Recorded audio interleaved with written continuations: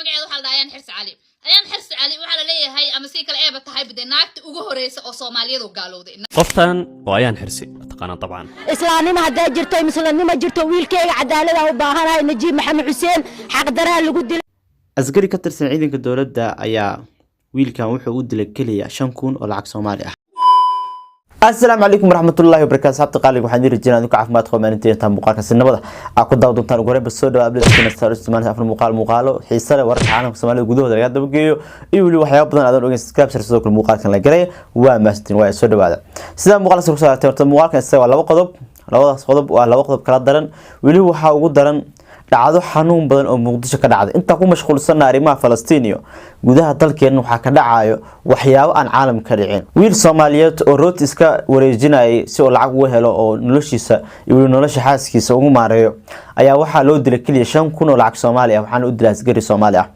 sidoo kale to ayaan xirsi oo ah gabadhii ugu horeysay Soomaali ah ama shakhsiga ugu horeeyay Soomaali ah gaalo ayaa waxay gaartay caasimadda Yahuuda ee Tel Aviv ayaan xirsi waxay maalmihii ugu dambeysay ee garab ee u ahayd Yahuuda ayadoo Falastiiniinta indhigooda la xalaaleysto aad u taageerisay ayaan xirsi waxay gaartay marka Tel Aviv Yahuuda ay gaartay si uu dhiirigeliso sida lahaayna taariikhda waa qofkii ugu horeeyay Soomaaliya oo baraha bulshada ka cadeeyo inuu gaaliyahay dhacdada asgariga wiilka Soomaaliga u dilay 5,000 oo kaliya lacag Soomaali ah hada $5,000 ma aha $5 ma aha $500 ma aha waa 5,000 oo lacag Soomaali ah حتى $1 إن أنت أمم مليناي دعادي سديو أمرسننا أرنتا أيان حرس عفيرين أيان حرسي وحي كدقل تكوردو عاصمة يهودا أيان حرسي سيدة تاريخ الهايو وقف كيوهوري سدح تمسن كوري قالوا أو سوماليا أو عديو إنو قاليه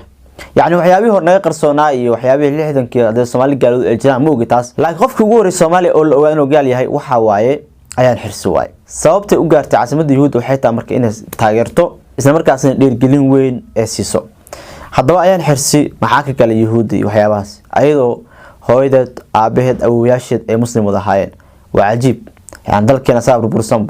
diinteeda ka carartay dadkeeda ka carartay dalkeeda ka carartay dhaqankeeda ka carartay markii kulay qof kasta inuu ogaado adduunkan lagu sheegay waa maalmo kooban ayaan xirsi waxaan leeyahay waxa ogaataa adduunkan in laga tagaayo gaalnimadu waxa ku darsatay inaad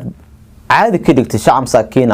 اسبتال لو دقينايو اي waxba galabsan la dhameeyay wadankooda laga barakiciyay qaxooti laga dhigay in taageerto qalad ku wata gaalnimadii dambigaas ku sii darsataba arinta ayaan xirsaa ka soo baxaya Soomaalida ka falcelinayaan xirsi qaybta dambe ee muuqaalku aadinayna waa shakhsi ugu horeeyay Soomaaliya oo cadeeyay inuu gaalay 13 sano kahor okay awgeed galna qodobka labaad marka ku mashquulsan arrimaha Falastiin iyo Yahuud dalkeena waxa ka dhacay waxyaabo aan dhicin war waxaan warigeed ma la arkin asgari Soomaali ah ayaa waxa uu dilay 5,000 kaliya lacag Soomaali ah wiil gaargacan la iska ah oo rooti wareejinay si halkaasi nolol maalmeed yar oo ugu helo familkiisa wax ugu qabto hadda waa 5,000 lacag Soomaali ah waa anaga ku mashquulsan Falastiini waxaas dalkeena ka wax ka dhacay markii waligii ma arka asgari Iraaq ama asgari ajnabi ah ama asgari Turki ah ama asgari Amerikaan oo 5,000 qof u dilay oo lacag Soomaali ah marka anaga xataa iimaanku waa naga jaasti ku mashquulin Falastiin dalkeenani waxa ka dhacay wax la daawo karama waxa la daawatin sababta u dilay askarigaasi miyaa lahaaya wiilkii mala aase qaabkii wax u dhaceen qaraawada wiilka oo ilmeenayo bilow ilaa dhamaad daawada idinka waxaan ka codsanaa walaalaha Falastiin qaybta kuma ugu soo duceysay ilaa ugu gargaaro wiilka Soomaaliga in Ilaahay u naxariisto bal dalkeena sidee loo xalin karaa waxyaabahan askarta wax dilayso oo lacag darteed wax u dilayso sidee laga hortagi karaa qaybta kuma inuu wadaag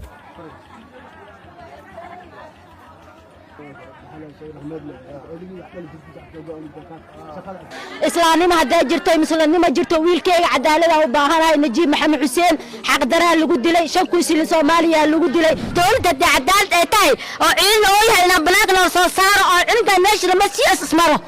Najiib Maxamed Xuseen Balshaf 25 jir ahaa kana tagay 3 caruur ah iyo hooyadood oo xaamil ah xalay ayaa waxa deegaanka Garisbaale gaar ahaan xaafadda Tabeelaha loogu dilay lacag dhan 5,000 oo shilin Soomaali ah xilli gaari gacan uu ku waday roodi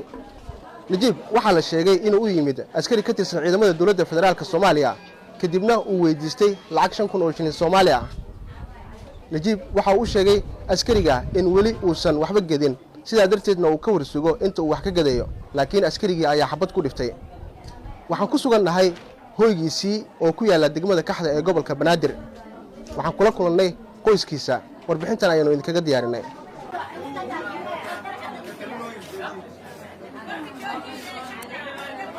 reerka uu ka dhashay najiib waxay la amakaagsan yihiin dilka naxdinta leh ee loo geystay wiilkooda oo meydkiisa la geliyey filinjeer xaaskiisa oo xaamilo ah ayaa miir daboolantay lana shoogtay dilka saygeeda iyada oo loola cararay isbitalka waxa uu deganaa degmada kaxda ee gobolka banaadir isaga oo ku ganacsanayay xaafadda tabeelaha ee deegaanka garasbaaley ehelkiisa ayaa sheegaya in wiilkooda lagu dilay xaqdarro ayna dowladda ka doonayaan in loo xiro askariga dilay wiilkooda oo la yaqaano sida ay sheegeen wiilkay 5 kunaan oo dilay wiilkay cadaaladeenna hoos soo dhigo oo wax uu galabsanin oo ilmihiisa 3 caruur iyo xaamilo oo gabar oo ka tagay marka cadaaladeenna noo soo dhignaa aan rabnaa anaga wiilkii rooti oo ka ganacsanay waligiisna waa nin waxaaseetay oo ku dhaqmay ma haajirin hal maqribkiya meesha la dhigay marka waxba cadaaladii tabariyadtiisa habartaan la dhashtay marka wiilku carma cadaaladeenna nool soo saara haddii ilaahay nool soo dhigo hadday dowlad jirto islaamnimo jirto wiil 20 jir ah la iga laqmiyey 3 cunug oo yar oo isma dhaantuu iiga tagay dad wax kama galabsanin weligiis dowlad ma naqanin weligiis askari ma naqanin shabaab ma naqan dharkiis dowladda lagu dilay nin oo dowladda sheegtay magaceeda ku dilay 5 kun shilin Soomaaliya lagu diray nin iska xamaalanayo ahay hadda Xasan Sheekh Maxamuud oo madaxweyne tahay cadaaladaan ka rabnaa wiilkeyga cadaalad inuu ii helo meedkiis waa ii xareysan yahay aniga anoon cadaalad u helin oo maxkamadda la soo saaray ninkii inaa u duuga diyaar u miihi islaamnimo hadaa jirto muslimnimo jirto wiilkeyga cadaalad u baahanahay najiib maxamed xuseen xaq daraa lagu dilay 5 kun shilin Soomaaliya lagu dilay muuna diidin waligiis dowladna ma dayicin canshuurtana wuu baxsanaayo nin islaam u ahaa oo shantiisa salaad tukanay xaq daraa lagu dilay cadaalad u rabaa wiilkeyga inaa u helo 3 cunug oo yar oo tinad oo waxa iska tagay oo rooti u galay rooti يا حدقنا مجرونه جقنا مجرونه روتو والمس وسو غداي وعانا iyo cabaay وسو غداي dibkii oo hadda cunug asma yahay waa soo darsamay waxaad yeelaysaa walaalnimo islaamnimo iyo hadda diinkan raacayno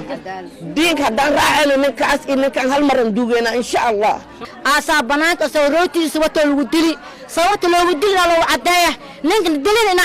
dowladda cadaalad ay tahay oo ciidan oo yahay ina banaanka loo soo saaro oo ciidanka meesha ma siyaasas maro ahi sidoo in soo gaaray qabarka dilka wiilka markoo la soo gaaray waa maqrabo cishi maqrab dhaxda loo soo sheegay muslimana soo waxaan oo soo sheegay rooti ugu cunugin xaq oo yaalahan wallahi wax oo sabab lagu dilo cadaalad ma taanay rooti 5 kun lagu dilay dowladda haday ay cadaalad ay tahay ninkaas meel aan saarto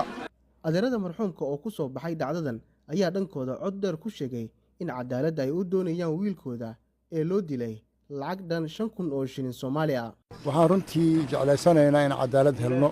wiilkeen waxa lagu dilay si bahdilaad ah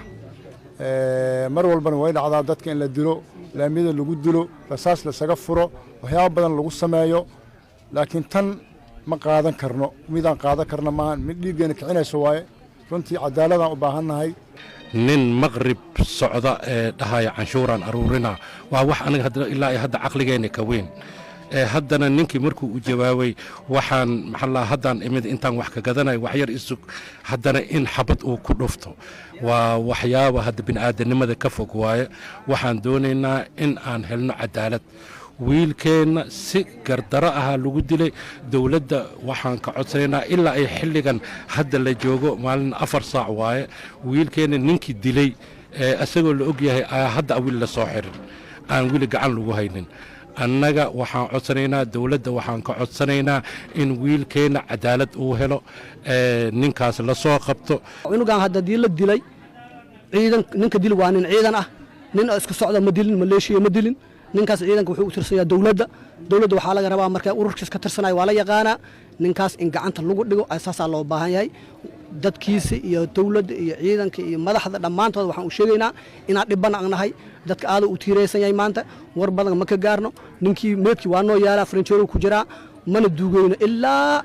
ninkan cadaalad uu ka helo ninkaas cadaalad dadka waxa waaye dadka dowladda u baahan anaka waaye dowlad ku nool aan ahayn hadda dadkii dowladda ku nool ahayd haddii oo la iska dilo oo la iskaga tago dowladdana firkeeda ceebteeda waaye magaalada muqdisho iyo duleedyadeeda waxaa ka dhaca dilal micno darro ah oo loo geysanayo dadka maatida ah waxaa dadka loo dilayaa lacag ka yar $1 nus dollar ilaa 10 kun oo shilin Soomaali ah amaba 5 kun oo shilin Soomaali ah dowladda federaalka Soomaaliya ayaa waxa hor yaala kiiska Najiib